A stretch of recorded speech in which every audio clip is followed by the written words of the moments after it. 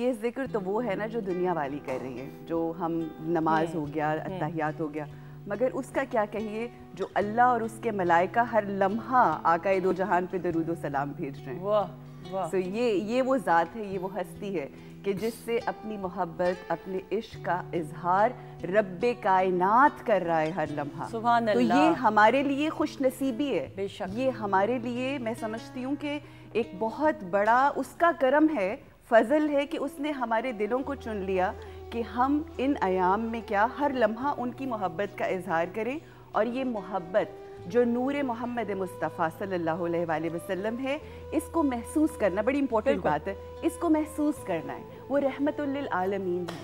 ہم نے اپنے آپ سے یہ پوچھنا ہے کہ کیا ہماری ذات لوگوں کے لیے رحمت کا باعث ہے؟ کہیں ہم کسی کے لیے زحمت کا باعث تو نہیں ہے؟ This is the question that we need to ask.